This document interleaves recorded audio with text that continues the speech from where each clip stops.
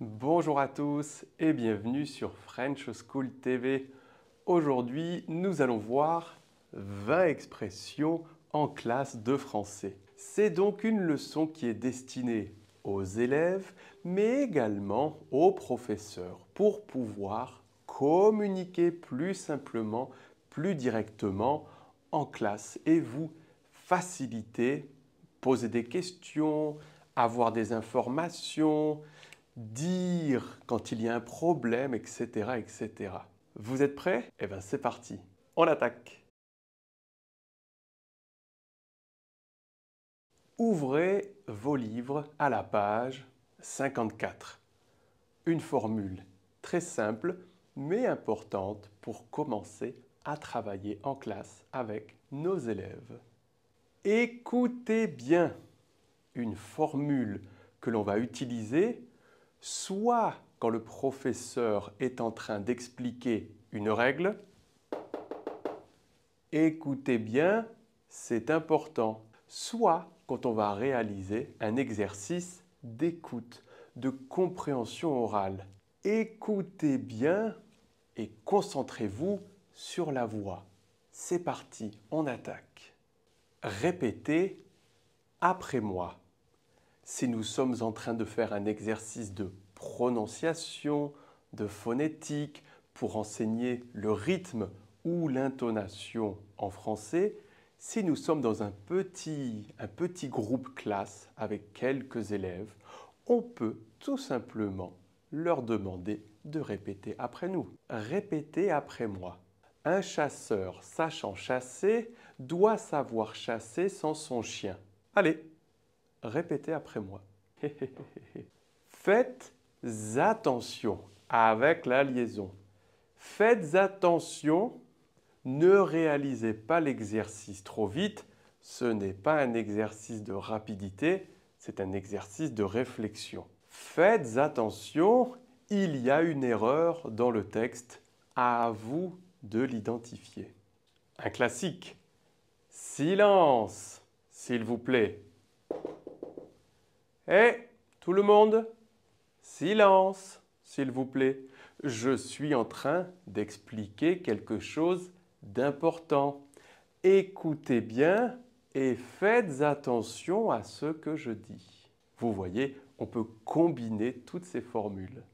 Très important pour qu'il y ait un peu d'ordre dans la classe, pour que ce ne soit pas le chaos total et que tout le monde parle en même temps. Levez la main si vous avez une question. Si vous avez une question à me poser. Levez la main, s'il vous plaît, avant de parler. Ne parlez pas tous en même temps. C'est le professeur qui donne la parole aux élèves. Mais ils doivent lever la main s'ils souhaitent qu'on leur donne la parole. Encore une fois, pour organiser le travail quand nous sommes en classe. Travaillez en groupe de 2 ou en groupe de 3, 4, 5. Une formule plus directe, travailler par 2, travailler par 3, par 4, par 5. Moi, par exemple, j'adore faire travailler les élèves par 2 ou par 3. Extrêmement important quand on demande aux élèves de réaliser une activité en classe ou à la maison. Est-ce que tout le monde comprend ou est-ce que tout le monde a compris? On peut utiliser les deux. Est-ce que c'est clair pour tout le monde? Selon moi, c'est une formule que les professeurs doivent utiliser de manière exagérée en classe pour être sûr que les indications que nous donnons sont comprises par les élèves et qu'ils peuvent réaliser les activités. Il n'y a rien de plus frustrant que de réaliser une activité sans avoir compris l'objectif ou le but de cette activité. Prenez des notes. Prenez des notes. Une indication intéressante, importante, lorsque l'on va réaliser un exercice d'écoute.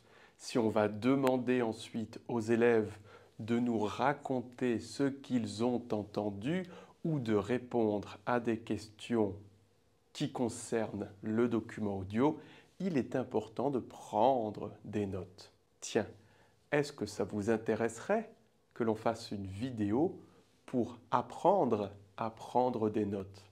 Si oui, écrivez-nous dans les commentaires.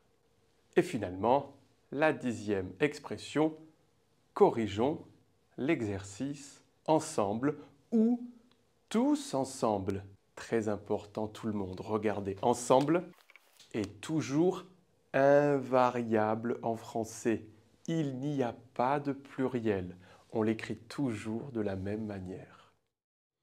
Bien, pour les élèves maintenant, eh bien, commencez tout d'abord par vous abonner ou devenez membre ou, encore mieux, venez participer à nos cours de conversation. Je vous laisse toutes les informations dans la description de cette leçon, mais vous pouvez également cliquer ici en haut à droite pour voir tous les avantages que cela peut vous apporter. Si vous vous abonnez, vous allez recevoir toutes nos vidéos.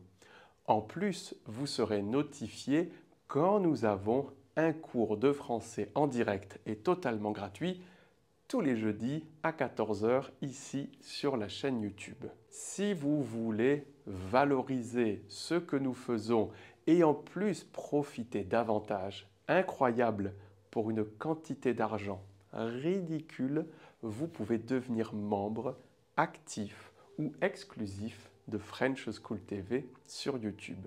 Et finalement, si ce qui vous intéresse, c'est augmenter vos compétences en conversation, vraiment avoir une prononciation plus française, définitivement, venez participer à nos cours de conversation, des groupes réduits, des professeurs natifs, en direct, beaucoup de vocabulaire, de la grammaire, de la phonétique et surtout des interactions continues en classe. Allez, on reprend. Je peux poser une question? Très important, tout le monde, ne dites pas « je peux faire une question ». Non, non, non, non, non, non. En français, on utilise le verbe « poser ». Poser une question au professeur. Bien évidemment, en général, quand nous sommes en classe de français, avant d'utiliser cette formule, on lève la main et on dit « pardon ». Excusez-moi, s'il vous plaît, je peux poser une question? Je n'ai pas compris. Quand vous avez un problème de compréhension, vous n'êtes pas sûr des informations que le professeur vous donne, vous pouvez lever la main et dire « Excusez-moi, je n'ai pas compris ». Attention à la négation, ne dites pas « Je n'ai compris pas ». Non, je n'ai pas compris. Pouvez-vous répéter ou reformuler, s'il vous plaît? Très important, quand on s'adresse au professeur, si possible, utilisez l'inversion du sujet. Pouvez-vous répéter ou reformuler? Alors attention à la signification de ces deux verbes. Quand vous demandez au professeur de répéter, vous lui demandez de dire la même chose. En général, il va le dire plus lentement. Si vous demandez au professeur de reformuler, vous lui demandez de dire la même chose, mais avec d'autres mots, en essayant de cette manière que votre compréhension soit meilleure. C'est donc à vous de décider. Est-ce que vous pouvez répéter? Ici, vous continuez à ne pas comprendre. Je n'ai pas compris. Est-ce que vous pouvez reformuler, s'il vous plaît? Lorsque vous terminez une activité, vous pouvez lever la main et dire « C'est bon, j'ai fini ». Ça veut dire que j'ai terminé le travail que le professeur a demandé de réaliser. « C'est bon » signifie « le chocolat, c'est bon ». Mais on l'utilise aussi pour exprimer que quelque chose est fini. C'est bon, j'ai fini. C'est bon, j'ai terminé. Lorsque vous êtes victime d'une incompréhension, vous ne comprenez pas un mot ou une expression, utilisez cette formule. Qu'est-ce que ça veut dire? Alors attention à la prononciation. Qu'est-ce que? Qu'est-ce que? Qu'est-ce que ça veut dire? Excusez-moi, cette expression, qu'est-ce que ça veut dire? Pour demander une traduction à notre professeur, si il parle notre langue maternelle, on peut utiliser cette phrase. Comment dit-on zapatos en français? Comment dit-on wealth en français? Et votre professeur vous dira zapatos, en français on dit chaussures. Wealth, en français on dit j'en ai aucune idée. Vous avez des problèmes de mémoire, votre professeur vous demande si vous avez réalisé les exercices et les devoirs à la maison et vous lui dites oh, « je ne me souviens pas, je ne savais pas qu'on avait des exercices à faire, j'ai oublié, excusez-moi, je ne me souviens pas ». Ou encore si votre professeur vous demande quelle est la règle d'accord du participe passé avec l'auxiliaire avoir ou être quand le complément d'objet direct est placé avant l'auxiliaire? Nous avons vu ça la semaine dernière. Alors, je ne me souviens pas. Je ne me souviens pas. Je ne me souviens pas. Pouvez-vous expliquer encore une fois ou pouvez-vous m'expliquer encore une fois? Si on n'a pas compris quelque chose, aucun problème pour demander au professeur de nous l'expliquer de nouveau. Par exemple, cette règle de l'accord du participe passé au passé composé lorsque le complément direct est placé devant. Je ne me souviens pas. Pouvez-vous expliquer encore une fois? Ou pouvez-vous m'expliquer encore une fois? Si je demande au professeur d'expliquer encore une fois, il explique pour toute la classe.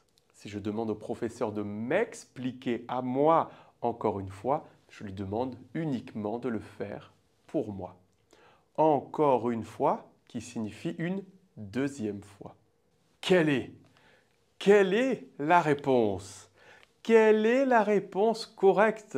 Quand vous avez un doute, vous ne savez pas si vous avez bien répondu à l'exercice, voilà la formule à utiliser. Quelle est la réponse correcte? Correcte. Quelle est la réponse correcte? Je suis désolé pour le retard. Ou, plus directement, désolé pour le retard. Alors, ce n'est pas la fin du monde. Ce n'est pas grave d'arriver en retard en classe de français. Je le dis tout le temps à mes élèves. Ne vous inquiétez pas si vous êtes en retard. Venez quand même. Même s'il reste 10 minutes de classe, vous allez sûrement apprendre quelque chose. La chose qui est importante, c'est de s'excuser, demander pardon, dire qu'on est désolé parce que l'on est en retard. Excusez-moi pour le retard, désolé pour le retard, pardon pour le retard, je suis désolé pour le retard. Dites-moi dans les commentaires, est-ce que cette leçon vous a plu? Est-ce que ça vous intéresse qu'on fasse plus de vidéos de ce type? Je vous laisse d'autres vidéos à visionner. Pour vous abonner, c'est juste ici. N'oubliez pas de mettre un j'aime, ça fait toujours plaisir. Et on se voit très prochainement sur YouTube. Salut!